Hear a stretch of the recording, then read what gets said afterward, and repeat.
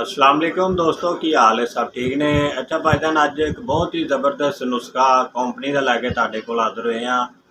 ये उन्होंने दोस्तों वास्ते जिन्होंने दरियान होंदा है, इतलाम होंदा है, सूरत नज़ाल हो जाता जल्दी, और जिन्होंने कतरे वगैरह आते रहते हैं, सुच्चा पैड़ा इतलाम हो जाता। बहुत ही ज़बरदस्त नुस्खा एक करशी कंपनी का, आफ्ताब करशी कंपनी का लैके तुहाडे भरावां कोल हाज़र होए हाँ।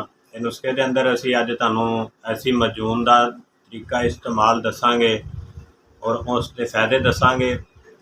चलने अज के नुस्खे की तरफ, ताकि वीडियो लंबी ना होवे। और जिन्होंने दोस्तों साडे चैनल को सबसक्राइब नहीं किया, वो सबसक्राइब कर दो, बैल आइकन दबा दो, ताकि आने वाली अच्छी तो अच्छी वीडियो जी तुहाडे कोल पहुँच सके। और अज असी नुस्खे के अंदर इस्तेमाल करांगे मजून है अर्ध खुरमा, आफ्ताब करशी कंपनी के मजून है। बहुत ही ज़बरदस्त जड़ा ना मजून हैगी है। इसके बेशुमार फायदे है ने। ये उन्होंने दोस्तों वास्ते खास करके जड़ा ना एक तोहफा है। इन्होंने दोस्तों को दरियान हो जाता है, इतलाम होता है, और सूरत नज़ाल जल्दी हो जाता है। कतरे आते रहते, मनी की पैदावार नहीं होती, और मनी के जड़ा ना जरासीम एक्टिव नहीं होंगे। उन्होंने वास्ते बहुत ही ज़बरदस्त ये नुस्खा है। इसनों इस्तेमाल करो और फायदा उठाओ। और बहुत ही सस्ता जहा नुस्खा है, ज़्यादा महंगा नहीं है।